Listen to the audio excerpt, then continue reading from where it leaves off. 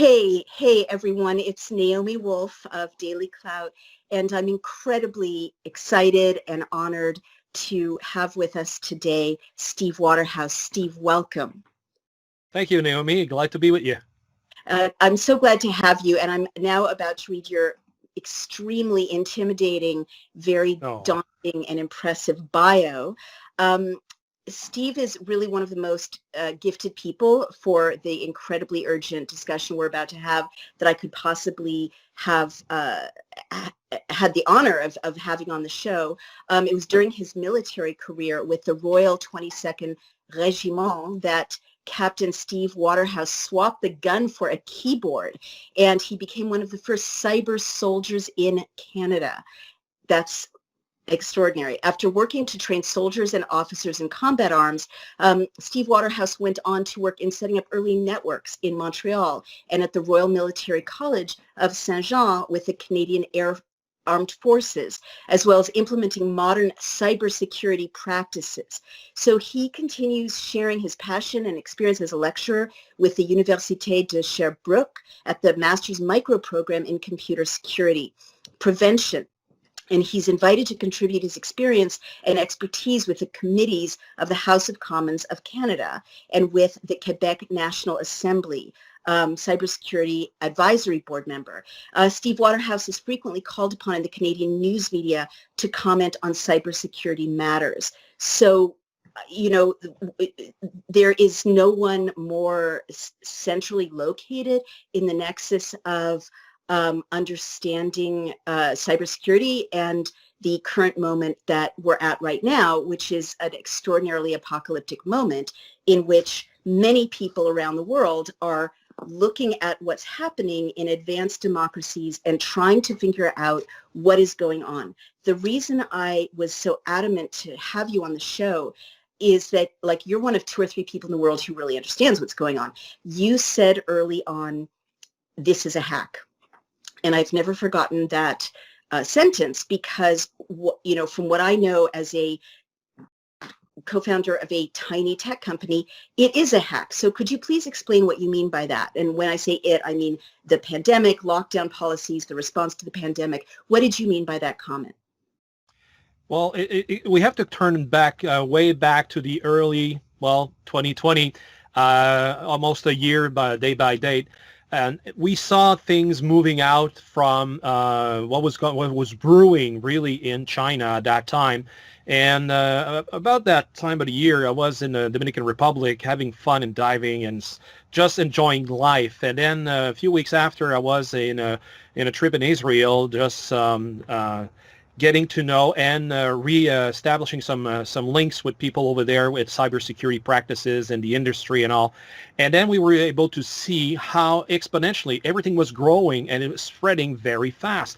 But fact of the matter is those measures that we were thinking, and I was one that was trained with the DNBC practices. I mean, you try to figure out, okay, how will you react and get yourself equipped and what procedures do you do? Sorry to interrupt. What's that? What is DNBC for a non-techie? Defense of nuclear, bacteriological, and chemical warfare. So as every soldiers and some others have advanced knowledge and training about these, you get to train with the equipment and especially the procedures, what to do in case of. And now we have this situation, which normally every soldier has trained, okay, with with nuclear situations. Okay, you get your Geiger counter, you can figure out what's going on by the level of radiation around us. If it's chemical, well, you have chemical detectors that will figure out which chemical is in motion.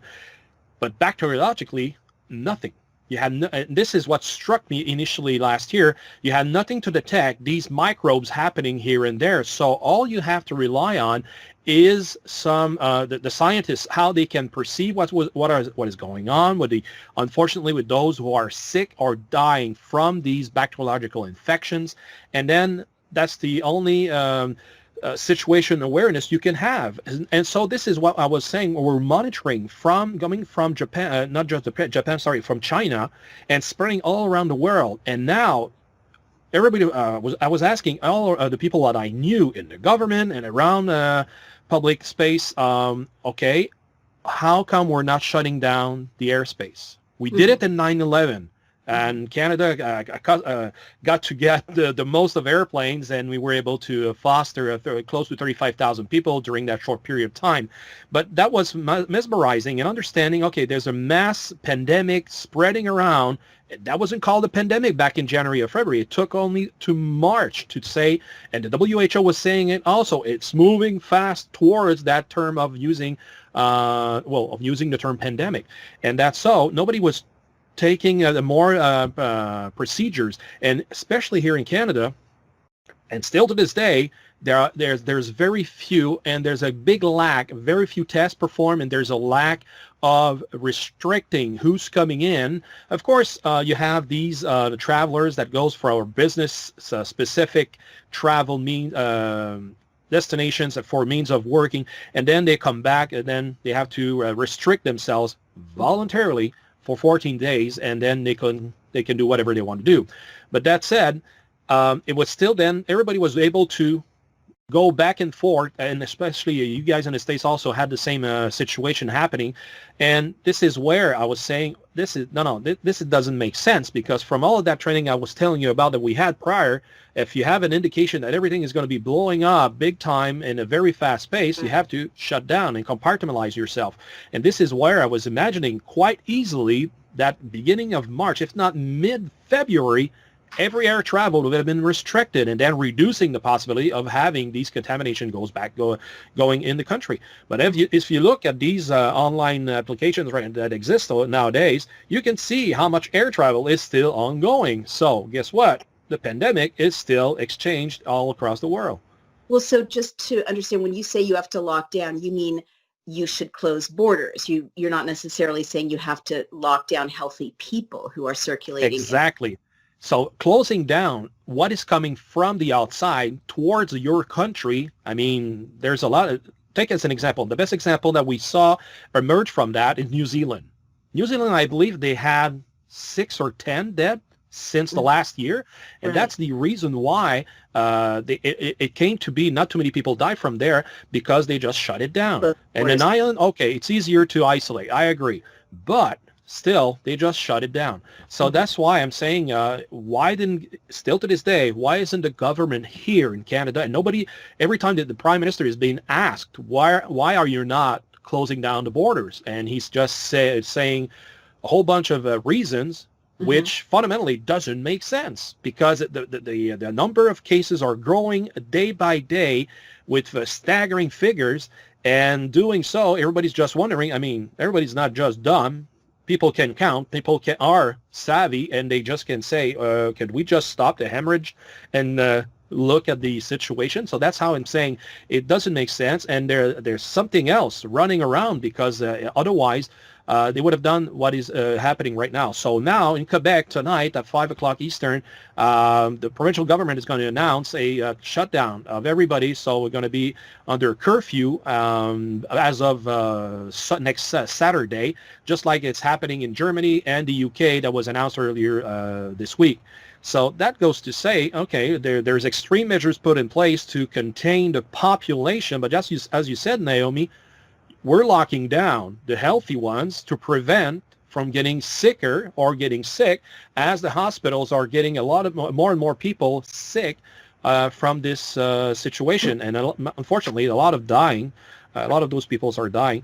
And so, I can understand they just want to isolate the problem, but still, fundamentally, just an example we're fighting with here with the provincial government is how the disease itself, the COVID virus, hasn't been vetted as an airborne pathogen.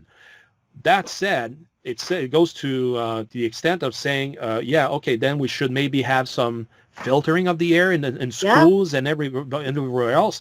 But believe it or not, you have the education minister here that still do not believe this is a viable solution. And it's a cheap one. And it was identified, I believe it was in July, with a healthy study done on all schools. Okay, we've got about, let's say, 2,000 buildings that needs a brand new ventilation system that could be certified for filtering these pathogens and so on.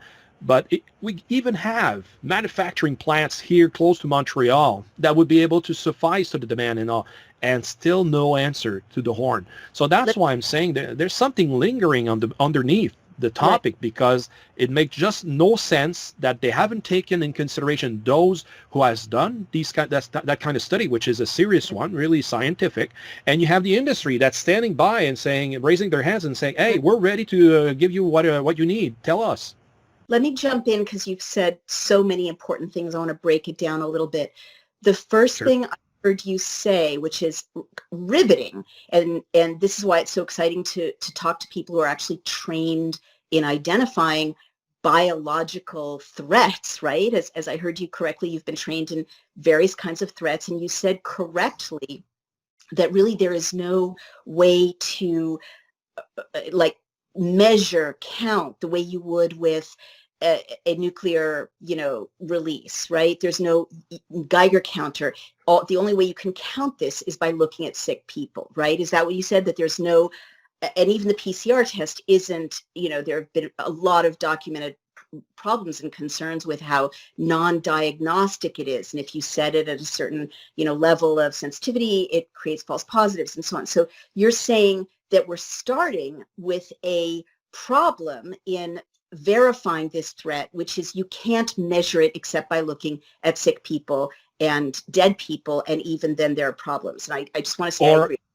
Sorry. Or in the lab, Naomi, you can have the scientists and the doctors and those specialists will have access to the information because they look at them, they look at the threat from the microscope, and they'll know, okay, this is what we've detected, this is what we have.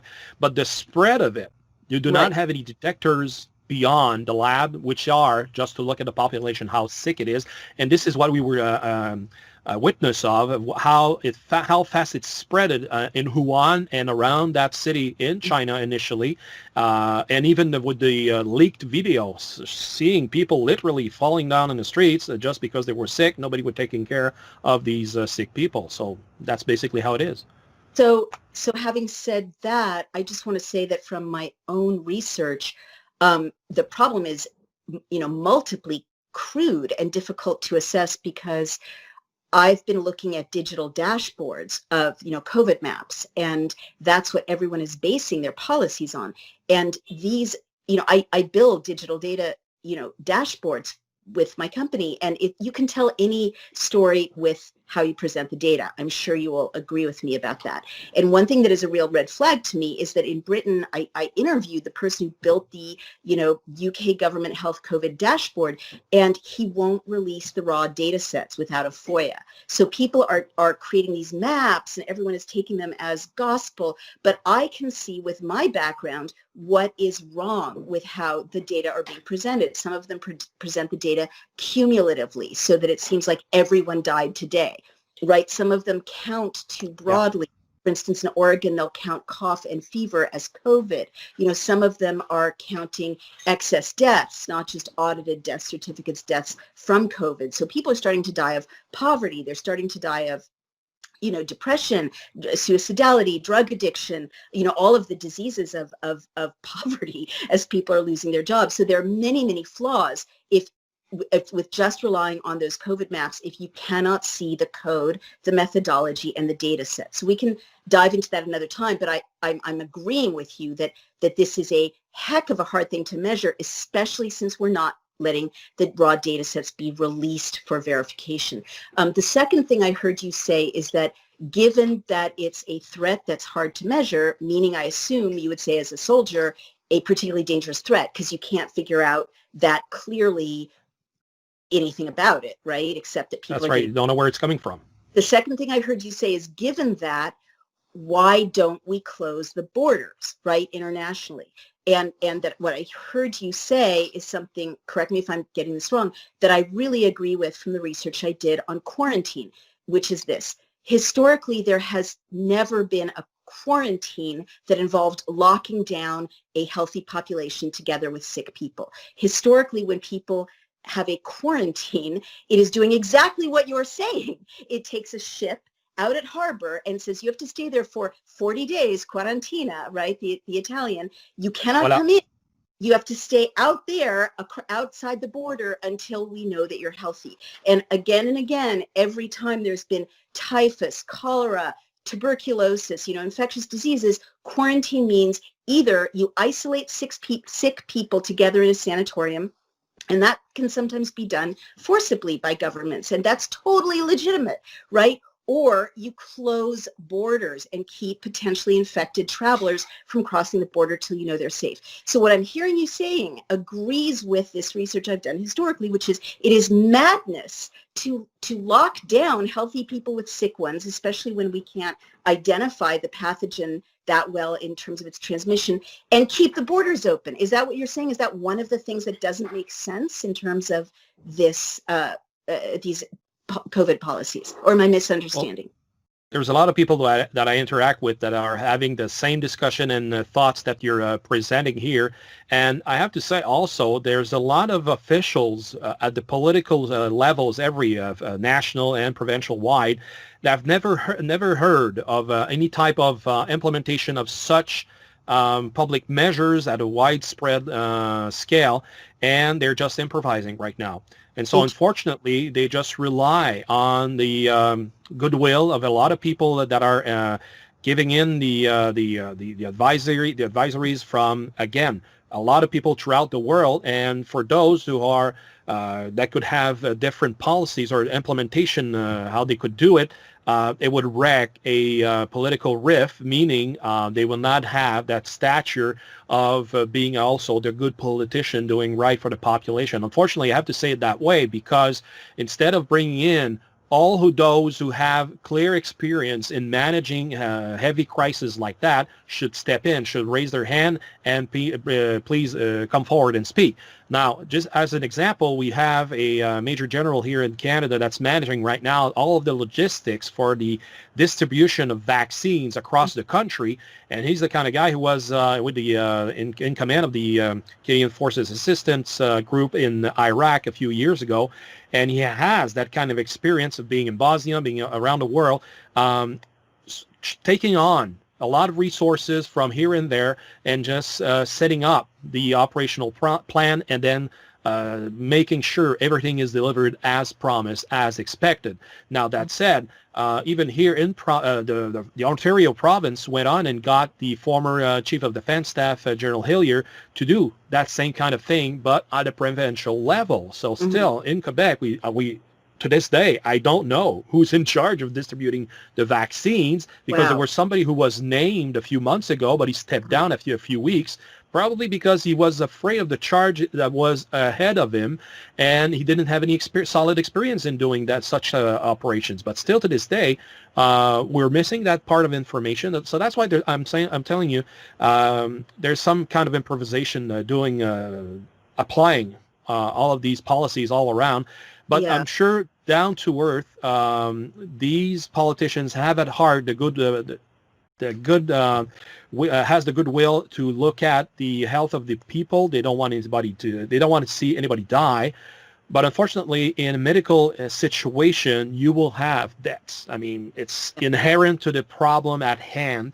Right. They just have to accept the fact this will happen. Of course, nobody wants that to happen to anyone around us, and especially not our neighbors and so on. But still, this is why I'm referring to my military background. This is a kind of situation. I call it as a pandemic. I should call it a military operation, to just consider all of your resources, put all the resources at hand, all hands on deck, as we say in the Navy, I believe, and make sure that you make the most with what you have, but expect what can happen. And like you mentioned, those statistics don't reflect actual reality, and they transpire some kind of other message, at least perceived by the population. And what is perceived by the population most of the time, and when you look at the big figures, is, wow, this is worsening, and I believe they want to implement a state of fear for the population, for them to follow the rules and directives that are set in motion. But unfortunately, people are more and more educated, and they can read through the message, and that's why they're questioning a lot of these policies.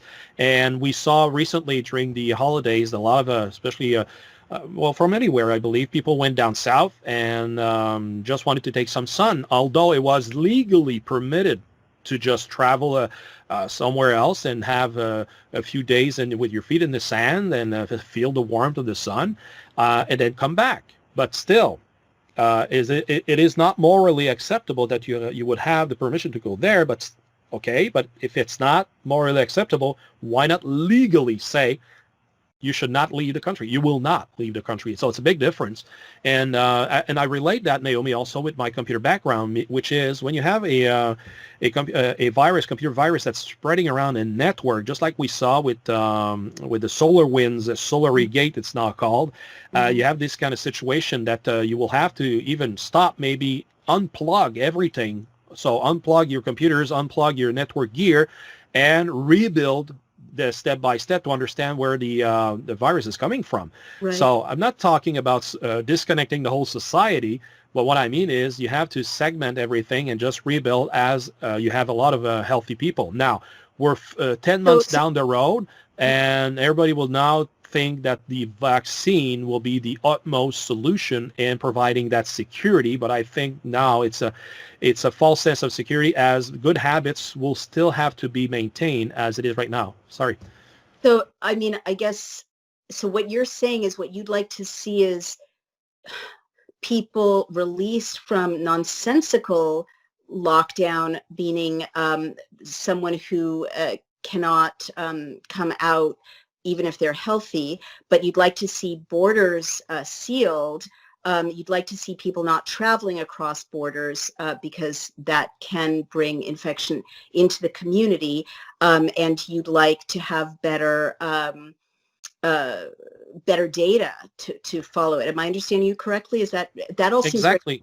You cannot lock out truck drivers that will go cross borders to get the goods and services that we need to sustain ourselves. I mean, this is how the economy is structured. Overnight, if you do close tight those borders, surely we'll miss a whole bunch of things here, as well as you guys down south. Maybe less you guys, but much of us here. But where does this end, right? I mean, we're giving up so many civil liberties, and where is the rule of law saying this is a state of emergency? It's of limited duration. Canada is a free society. The United States and Britain are free societies, and these states of emergency have to be reviewed, limited duration, subject to legal review. Like, I love the Canadian Army, helping people get what they need, or the American Army helping people get what they need. But there, as you and I both know, there is a very real danger once you deploy, people in uniform into a civil society context. The country becomes militarized, not because of any fault of the soldiers, but because leaders never like to give up that power. What would you say to that? Well, so far, I've gone through many operations here in the country in the last 20 years, and that said, we've done. Let me give you an example here. In 1998, when we had a big ice storm in the northeastern part of the country, and especially you guys also. So it was New York, Vermont, New Hampshire, Maine, Ontario, and Quebec, and New Brunswick that were just stuck with 100 plus millimeters of ice on the wires and trees, and crippling down literally the electrical grid for, I was out of power for 23 days. Mm-hmm. So that said, the Army was brought in, and it was at that time that was and I was in service back then, and when we were deployed, it was asked, okay, will the soldier, and these were the reporters, and everybody was asking, okay, will the soldiers be armed as to help public officials and all? And the mandate was clear. It was Major General Foran at the time that was in charge of the operation. Great guy, by the way. And he just said, no, we're here to help people recover from this situation, and nobody will be armed. They will be armed with their two arms and a hard hat, just to make sure nothing else falls on their head, and they'll help the population just clear out the roads, especially first and foremost, and then the roads being cleared, we'll have the trucks come in and reestablish the whole network. So that was that thing where, okay, it was clear at that moment that we were not an aid to civil powers in a sense as peace officers, but just being there with a number of people ready to help, and in health, and really healthy people just to move things around. faith in you. Sorry to interrupt. Let's bracket that discussion, because that we could be discussing that all night. Like, you are fabulous, but if you get a bad order to stick around and not leave the White House, as I assume we're in some danger of that right now in the United States, things can get very messy. But sorry, what did you want to say, Steve? I just wanted to make a parallel to today. Now, today, you want to bring the same. It happened for us. I mean, earlier this year, there was so much havoc in these retirement homes that the health people were not able to succumb to the demand, and everybody was getting sick. But what we found out, and they call in the army. I mean, medics were brought in, and the just general trade soldiers were brought in just to be there to help out people, make him drink, make him walk around, bathe them. Basic life services were brought to these people because the others, either they were too tired, they were not available, and out of 10,000 people that are supposed to do the work on a daily basis, 7,000 of them are either sick or didn't want to go into that situation, which they were calling hazardous. Well, guess what? The soldiers did the job. Nobody died from that. And we saved a lot of people. I mean, but the soldiers saved a lot of people. I'm not in service anymore, so sorry about that. But that said, it was, again, a problematic where we just brought people who wanted to help. What they were supposed to do was clearly defined and supervised. Mission accomplished, they went back home. So that's why a lot of people still now, as of the starting of 2021, they're asking again for the Army to come back because they don't see those civil servants with their marbles still intact, just structuring the work that has to be done. And now people are just wondering, okay, if we're not going to go and have a better society because of all those lockdowns we got, and the numbers keep going up, what's next? Right. Everybody will have to go underground or some kind of thing. I mean, so that's why I was telling you, people are just asking a lot more questions because what was promised over time, that if you lock down yourself, we'll lower down the figures, it's not happening. It's not happening, and the data are now in. There are many peer-reviewed studies showing that countries that do lock down don't necessarily fare any better than countries that do not. So let's leave that for now. Let's go back to cybersecurity.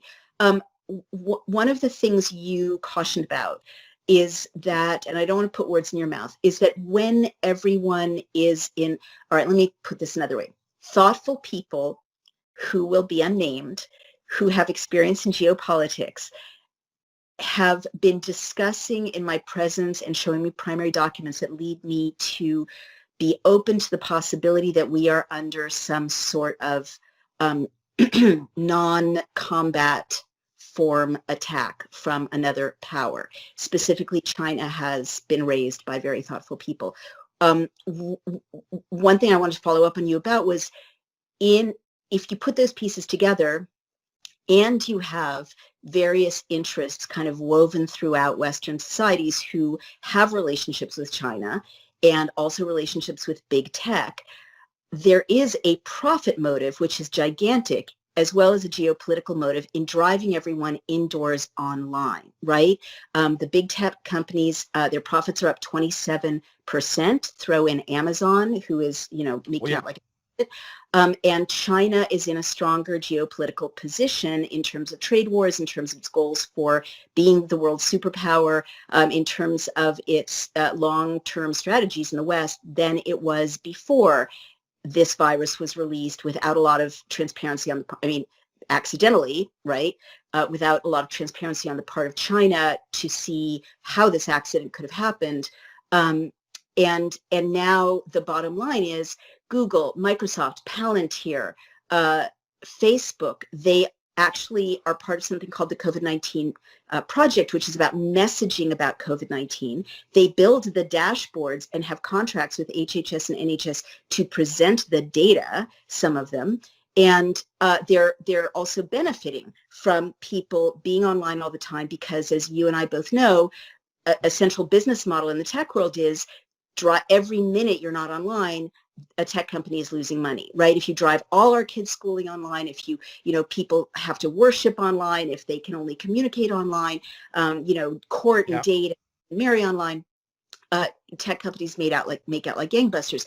Given these pressures, why would lockdown ever end, right? I mean, politicians don't make decisions in a vacuum. Tech companies are making a fortune, and China is empowered. So first address the China question. When you said this is a hack, one of the things you mentioned was Zoom. China has, open access to Zoom, and everyone is discussing their IP on Zoom. What does that do for China? Well, China, in its total wisdom, I mean, they put out a plan a few years ago. I know you know about that Made in China 2025 plan they have. So what it is really to go back around the world and bring every intellectual property they can put their hands on and make China the sole manufacturer and go-to place to get anything on the planet. That's really their aim. And so for the last 20 years, unofficially, they've been going on and even rewarding citizens that will bring back either intellectual property, engineering patents, whatsoever, to make China great in the near future. And by doing so, they were given social credits so they can do whatever they want, and that's a hyper-controlled society. And that said, nowadays, yes, on the tech side, I call it really I wouldn't say it was scripted as you put it, Naomi, but I think it has to do, with the fact that the Zoom by this situation has just rose up as a wonderful, easy solution to use. But for a minute, let's consider Zoom was not around 2 years ago. And what else was around? So you had a whole bunch of manufacturers and companies that were still offering the possibility to use video conferencing, and it would have still suffice to the demand, and China would not have been involved. Now, bringing back Zoom into the discussion, what's fun about them is they produced a service, a video conferencing service, which is fun, easy to use, and as we got to know a little bit more about the company back in March, it wasn't really secure. And so nowadays, you have lots of companies that are just struggling not to use that Zoom platform because, they've enhanced security, they've enhanced the encryption and all, but still, just recently with the Tiananmen incident that, again, that was the anniversary, you still had people that were able to piggyback into a conversation and say, well, you shouldn't talk about this, it's not correct, and so on. So they still do have access to the conversations running around that platform. Our conversations, including Westerners, right? Exactly. So it's not just against local residents, but really they just find an interest in finding out how their people, the Chinese people, are thinking about their government all the time, but as well as what's the Westerners exchanging and all, because just as we are discussing here we're using Skype, so Microsoft platform, everything is harbored in the U.S., so it's under U.S. laws and everything. So I believe we feel comfortable in exchanging whatever we think is, and we're not going to be oppressed by whatever government is looking over our shoulder, unless we're talking about criminal activities. Now, this is another thing, or terrorist activities. And now, that said, under the Patriot Act of 2001, they'll be able to look at it and figure out if we're planning something or not, plotting against the Capitol and so. And so that's the big difference. So we're still enjoying the liberty of talking freely online, as we are doing by those platforms that are not China-based. Yeah. So will Zoom continue to work down the road? I say yes, because it's so easy to use, and people got accustomed to that platform. That's so wow. It's the Western companies that haven't been on board in making a more easy accessible platform to make it attractive, and so people will adhere to it. I mean, I'm not blaming China. I'm blaming those who hasn't developed an easy usable platform. But the bottom line, as I'm hearing, is that intentional or not, and I think we can assume it's not intentional. I didn't mean to suggest that it was. China is doing well by situation in which its adversary, essentially, the West and North America, all of Western way of life. Yeah, you're right. All of our IP, all of our communications are driven onto a platform, or we're driving ourselves onto a platform that China can just suck up our technology, suck up our inventions, suck up, items that are trademarked. Yes. And just by saying that, it just flashed to my mind. Remember years. There were about five that I know, 5 incidents that the internet protocols that we are using to exchange between companies and so on is using a protocol called BGP. And at its base, it's really not secure. And China was able to circumvent that security that said, well, when I'm saying there's no security, they were able to just make the protocol react and redirect the whole internet exchange towards a falsely represented telco company back in China, and then, like you said, sucking up all the conversation that was heading back and forth in Asia, and then it happened in Africa, and again multiple times around China, and so they are abusing of those imperfections in that technology. So I just wanted to make that little caveat there. So given that, and then what about the analysis I just shared with you that tech companies, they're not evil, they didn't start the pandemic, but you and I both know that public policy, even health policy, doesn't transparently mirror the crisis. There are a lot of special interests that get involved with how laws and directives and emergency orders are shaped. So tech companies are making a fortune. Why would there ever be pressure to lift the lockdown, given that Zoom and Google and Palantir, which is intimately involved with intelligence agencies, which I won't even get into, and Microsoft and giant tech companies are minting money? And the last question I have is, betting on the stock market is supposed to have risk, right? But if 5 minutes ahead of time what those COVID maps are going to say, which if you're Bloomberg and you fund the Bloomberg Johns Hopkins School of Public Health COVID dashboard or the COVID-19 tracking project, you'll know 5 minutes in advance what those COVID numbers are going to say. You can short or long the economy. So the digital nature of COVID data reporting and the fact that a few oligarchs have access to the data before everyone else has really created a circumstance where a handful of people can engage in insider trading to the tune of billions and billions of dollars forever, right? They've hacked the economy. Am I overreading that? What would you say to that? Like the benefit to big tech of keeping these lockdowns going? Well, I hear what you're saying, Naomi. I don't think they would be that devious or evil to the fact that they could be calling the shots in advance.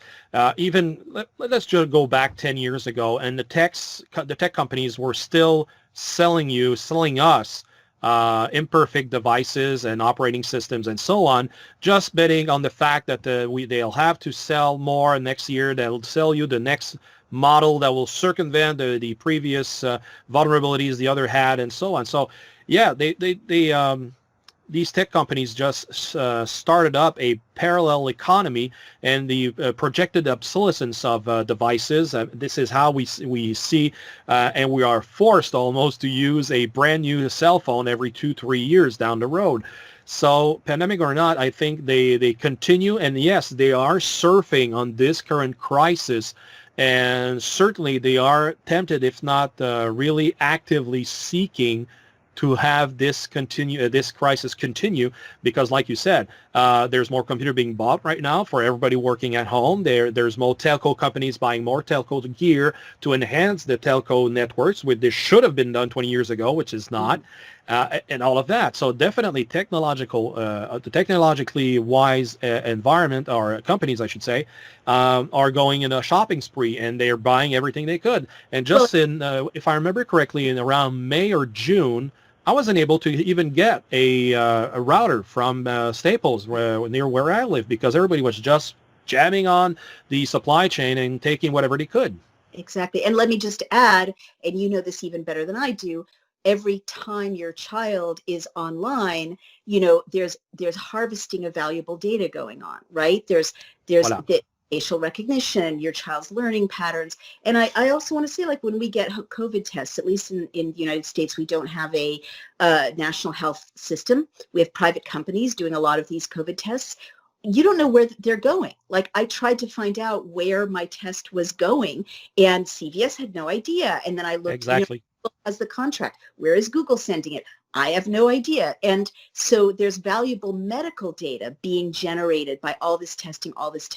And so my worry is that you and I know how valuable those data are. Most people don't really understand, but that's a multi-billion-dollar market. All of our data being harvested all the time, both with these medical massive test results, and also with our kids and ourselves being online every minute. Is that not correct? It is absolutely correct, Naomi. And I got one parent who wrote to me yesterday asking, my school is asking my son to get on board with that commercial platform and under mandatory request, get on that platform and go with that program. Something that it's totally not sanctioned by the provincial government, which is managing and overseeing the education platforms. And this is a private venture from someone that is popular around here. And to what extent? And I got and dug into those two platforms because there are two different systems involved. And to find out, I mean, yeah, they're going to be harvesting how the person, the teenagers are, how they feeling, how they are, their and I did one. I went onto a undisclosed account that I created and so on. So made myself young again. And then I went onto the platform and did some of these exercises and asking me, how do you feel? How would you go and ask a girl out? What's your favorite meal? The cinema and so on. So thanks to, again, dig and knowing more about these youngsters. And I threw that, packaged everything, threw that to a few journalist friends, and they were going to pick up on the story, I believe, by the end of the week. But that said, make me wonder. Okay, like you just mentioned about the harvesting of data. What end does that mean if not to harvest data? Well, Of course. And when I talked about it with a few friends, they tell me, well, they need a place to vent out, and they already have those places. I mean, it's Instagram, it's Facebook, it's everything else. But it used to be visiting your best friend or hanging out with your buddies in the park. There you go. This is my point: is that there are vested interests, consciously or not, in a capitalist society that are going to push outcomes toward keep us all indoors, keep us online, keep your kids online, because every minute your child is online, we get more information about who they are, what we can market to, we can sell that data, we can create almost a holographic profile of every single person in a lockdown. I think that is a danger. I know it's not your job to agree or disagree, but it sounds like you agree that that's something we should be worried about and careful about. It is. Like you said, there's an erosion of our privacy and also our civic identity, let's call it like that. But because being put online, there's very few people that are actually protecting their privacy online. And so, like you just described, their habits are being documented by beyond measurable words. And this is that kind of that endeavor that I'm on right now to, again, spread the word out that you can protect your privacy so they do not document who you are online necessarily. Well, at least, let's call it reduced to an acceptable level how you interact online whenever you want. So is Facebook evil? Yes, they are, because right now, just yesterday, they've announced that you are mandatorily obliged to accept the privacy policy by using WhatsApp with Facebook. So both, of course, we know both applications are from the same company, but now if you do not accept, well, you'll have your account terminated. This is where it's going. Yeah, that's weird a little bit. So I'd like to circle back at another time and get your best practices, and we'll post them along with this interview. Absolutely. Protect yourself online. My last question, you've been so generous with your time, is you shared with me in preparation for this talk information about like massive data breaches and hacking. Do you want to speak to that? Like what are we at risk for as North Americans and Western Europeans in this pandemic, from your expertise level about cybersecurity? Well, fortunately for me, it's going to be easy to explain, Naomi, by the latest situation that happened as of December 13th with the SolarWinds company that is heavily used in monitoring networks across the world. And now we find that even the your head of cybersecurity in the country, the CISA, or from the DHS, has been breached. Also, this morning, the Department of Justice also said they were breached. And so the Department of State, big companies like Microsoft also came forward, and you got a whole bunch of companies and government levels across the world it happened with. Let me interrupt you for just a minute. Are you saying today there was news of these breaches of DHS, and this is the same day that people are storming the Capitol and DC is in lockdown? Is that correct? Am I Well, understanding? it's not it does not have any consequences with what's happening at the Capitol today.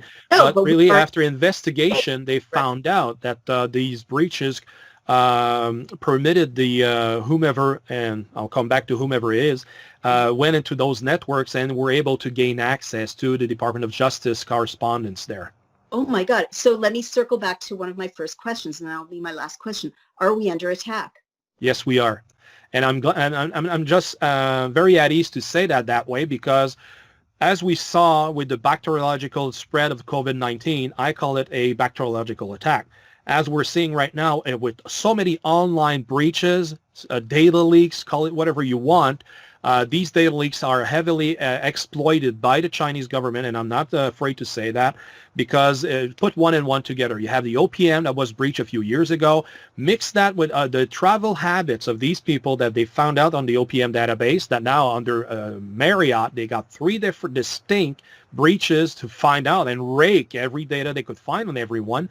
Now you can put 1 and 2 and 3 together and have a perfect profile of whoever is going where and what they're doing and so on. And these people are still in underemployment with the federal government, or at least have some kind of interaction with it. So yes, we are in an information war, and it's been going on for a few years. So we're under an information war because we're being subjected by information operations, by the medias, psychological operations at the same time, and now we have information war.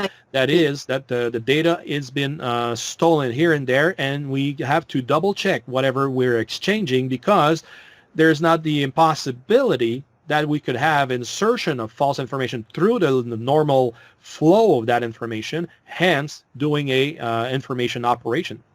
Okay, so you've said something so profound. What you just said, and you being the person to say it, should be heard by everyone around the world. I'm going to clarify one more time. You're saying it's your view that we are under attack. It's an informational war. It's an informational attack. It's basically a cyber attack. The bacteriological crisis may or may not be related to it. There's no evidence one way or another, but we're certainly in a weakened state for our enemies to attack us, There, right? you said it right. Yep. I've learned from living with a soldier that, when you're in a weakened state, it's a perfect opportunity for your enemies to, advance their own agendas. You're saying China is stealing our data. China is breaching, or other countries that are not friendly to North America are breaching security to create profiles of people who interact with the federal government in both our nations. Did I understand that correctly? What's OPM?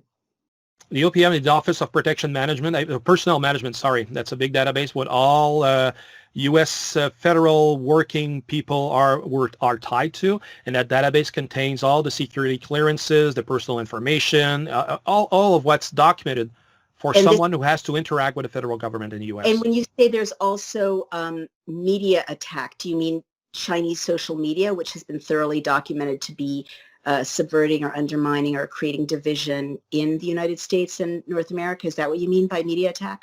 Media attack is also the media message that is perceived, that is thrown by the television to the masses.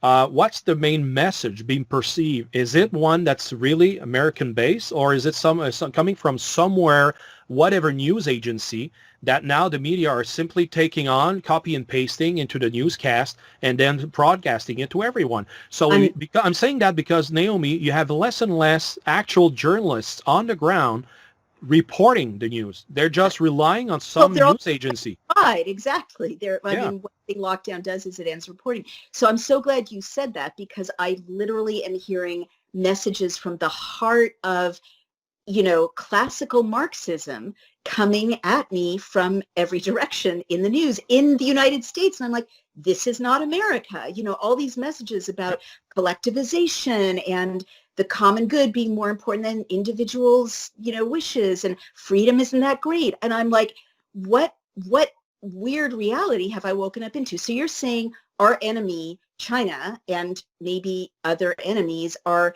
infiltrating messages into North American communications and media. Is that what you're saying?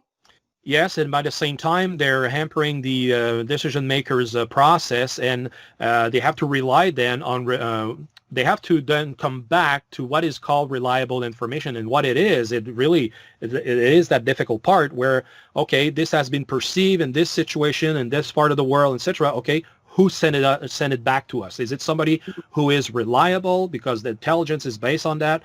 And how was the method procured? Do we have 2 other, 3 other, 5 other sources that could corroborate that information, which is where it's not too much possible nowadays. So same thing happens in the information system environments. So cyber attacks happen that way.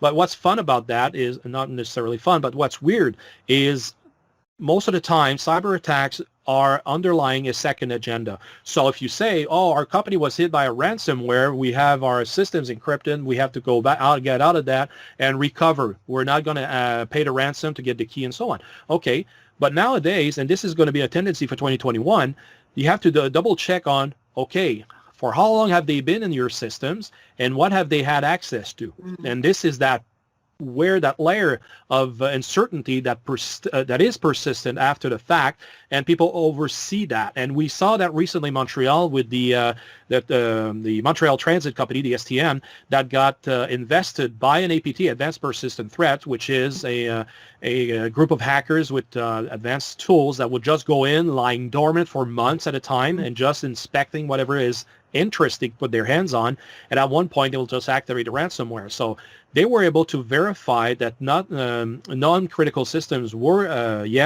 attacked, and it took really a few weeks more to recover while not paying the $2 million asked ransom. They had to double check in the backups if they were then, if the code was present in those backups. And unfortunately, they didn't find any traces of him, and they just rebuilt those systems. Yes, it took 3 days, a few $1 million worth of time and efforts, but then they were able to salvage everything. But it's not like some cases, like I use always this case of the Presbyterian Hospital in Los Angeles that got hacked with the first ransomwares, and for 10 days they worked because they were, it came through an email at a librarian and not a librarian, an archivist, and then it kind of encrypted the whole systems over there, meaning they weren't able to use the scanners, any results, medical results, and all the electronic files were just locked out. So for that 10 days worth of manual work, they just said, well, we can't pay such amount of million. I believe it was $3 or $4 million. And then they started to negotiate with the actual hacker, and because back then they could talk one-on-one, and they were able to bring it down to $17,000. And that fortunately for them, the hacker gave them the keys, and they were able to unlock the data. But then again, afterwards, you had a reporter that got in contact with that hacker and say, why $17,000? You asked for millions. And he said, well, at the end of the day, I still made $17,000 instead of nothing. But that's how he celebrated. So that's one example, but you're saying this is happening on kind of an industrial scale. Absolutely. In various places. It's a new economy. It's a new economy. You're explaining so much, Steve. You're explaining why North America feels suddenly, not just with the virus, but it has for a couple of years felt chaotic culturally and chaotic as a society. It's not just that we are losing it and becoming more divided. It's that our enemies are trying to create chaos, vulnerability, division, confusion. Is that correct? Correct. And thank you for bringing me on that path, because that's the way I'm thinking about things. You have these companies right now that are thinking about only profit. They're very greedy, and they overlook at the essential of taking 1 minute and reconsidering, is our defense okay in our environment, so we can move on to the next level of making more profits. This is exactly the case with SolarWinds. They were warned about this situation potentially happening back in 2017, and that expert went on and just left the company a few months after he advised the upper management, and upper management just said, yeah, we'll look at it later. We're not interested by that right now. So profit over security doesn't make a good mix, and this is where you'll have a lot of these cases of ransomware just happening here and there, because most of the upper management are not aware, if not just involved, of making their company more safe, and now just making cybersecurity as something that's for science fiction movies. So I promise this is my last question. What does China want ultimately? Just to diminish us and make us dependent in trade deals? Do they want to come over here? Do they want to do they want to strip us of our cultural heritage? Like, I'm not trying to be like phobic, but what is the goal here? I'm persuaded that we are under attack. I'm persuaded that this is a war. What is the goal? What do people in your, community think the goal is, and how do we fight back? That should be my last question.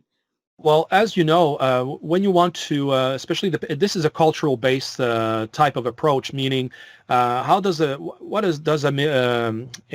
Chinese leader want? He wants to be recognized in his title and so on. He doesn't want people to resent him, and this is going for communist parties. So they want just to, yes, crush down our economy and just make, like I said, Made in China 2025 is meant for that. Make us go towards them, pay the high prices. And if you look at the West Coast, whether in the U.S. or Canada, how much real estate has been bought by Chinese interests. I mean, they do have the money to do and go on and buy everything they want. So that's, I believe, how they're going to come by step by step and take over our economy, and they'll be the ruler of that economy, and we'll have to just kneel in front of them and say, may I beg for some money? This is how they see it, I believe. But guess who's in line also? You have, I should say, who has grievances against North America, let's put it that way. You still have Russia that has interest towards Europe, of course. They got big deals over there, but they will certainly be interested in seeing the American economy crash down.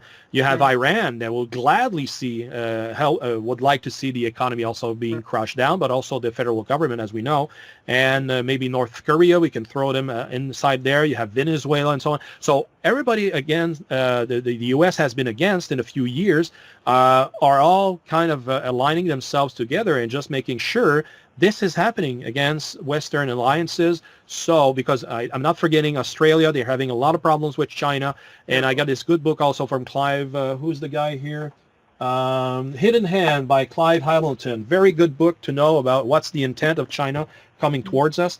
And this is ongoing. So even Australia is being hampered, is being hammered a lot by these restrictions, if not espionage cases happening over there, that we are also being under that same kind of attack here.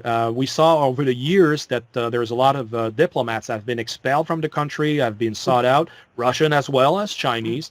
So this is where it's going. I mean, espionage has been going on for as much as civilization has been, but nowadays it's has been kicked up a notch for everybody taking on the wanting to have more for them and expressly being having the advantage over us. So at the moment's notice, if they still have key positions, just like we were thinking back in the Cold War days, you have to have a background check to understand your political orientation and so on. Maybe you should go back at this, because there's a lot of people that will have maybe what we call in technical terms sleeping cells. So these sleeping cells will just be moving around and being in political offices and in decision-making positions in large companies, and at moment's notice, they will have the advantage of just asking these sleeping cells to do whatever they want. So I'm not just saying that we should go around our society and just be cautious of everyone, but maybe knowing a little bit more about our neighbors will start a lot in knowing if we're under pressure, under danger from these nations or not. By our neighbors, you mean our employees, you mean our colleagues. Actual neighbors, where you live. I mean, who knows his neighbors from all around who you can see? I mean, if you have 8 houses you can see around you, do you know your 8 neighbors around you? If you're in a condo building, do you know who's around in your condo building? So that's a way to start making sure who we are interacting with, are they really who they are? And sometimes you can be deceived. But I find myself in the countryside where I know everybody around here. So it's quite easy to understand if somebody comes from the outside and trying to screw everything up. In the city, it's a little bit more different because the interaction is not that much, but it has weakened over time because of that pandemic situation. And it's weakening even now because people are kept apart from each other. I'll do a separate interview if you're willing, or one of your colleagues may be willing, who I I shouldn't say colleagues, but maybe someone from your background will be willing to talk to this audience about how to recognize when someone is trying to get information from you and they may be working for another country. I think that's a really important thing for us all to know about as we protect ourselves in these difficult times. So I really have to ask this, and then I promise I'll let you go. Given this crisis and the fact that you've spelled out so clearly that we have reason to believe we're under attack and it's going to get worse, how do we not ask the question, lockdowns, the way they're being enacted, are crushing the economy. They are making people depressed and alcoholic and killing small businesses and killing social bonds and, you know, making our kids weak and not have social skills. Lockdowns are destroying Britain and North America the way they've been implemented. How can we be sure that some of those people shaping those, as you described, kind of weird lockdown policies that don't seem perfectly aligned with containing a virus, how can we be sure that it's not our enemies influencing the outcome of these policies? Unfortunately, we don't have access to that kind of information other than our representative, if not the military. So we have to look back at our representatives at the whatever level of either state or national, that we have to look back at them and say, are you on board? Are you comfortable with these kind of decisions? Are you okay and confident with what is happening, and what is your information you're getting is reliable? We have, unfortunately, a blind understanding of this situation because of that. It's not, social medias are permitting us to look here and there for some information, but again, there's a lot of disinformation planted willfully online to get us off track. But we do have to, I believe, take the time to go and see our officials and ask them about the right questions about the situation, and if they read the situation the same way we do, and it's a leap of faith we have to take in understanding that they have this situation at hand, and we'll go through them. If not, well, at next election, I guess they'll be looking for another job. This is our responsibility as citizens. Well, you've been so generous, and that is a fantastic call to action. It sounds like you're saying people need to be aware. They need to learn how to protect themselves online. They need to learn how to protect themselves socially.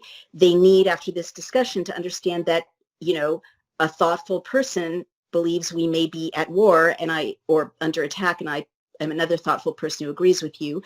And we need to ask our elected officials and those in positions of power and influence searching questions about their ties. And the way we change our questions is probably going to protect us as well. The fact that we know that this danger is out there, it'll influence our questions. So you've empowered everyone in this time that you've spent with us. Steve Waterhouse, you've been so generous. It's Steve Waterhouse. How can are you available for people to communicate with you, or should I just leave it at that? Well, if people will want to get a hold of me and talking about cybersecurity questions and all, they can reach me through my website at infosecsw.ca. There's my information there to reach me with email, if not through social media under Cyber Steve Water. I'm on Facebook then, also with the Twitter. So yeah, I'll be glad to answer any questions you might have. Steve Waterhouse, you've done such a service to your country and to my country. You're such a patriot, and we need people like you now more than ever. Thank you so much for talking to us. It's been a pleasure, Naomi. Thank you very much, and have a happy New Year. Take care. Thank you so much. Bye-bye.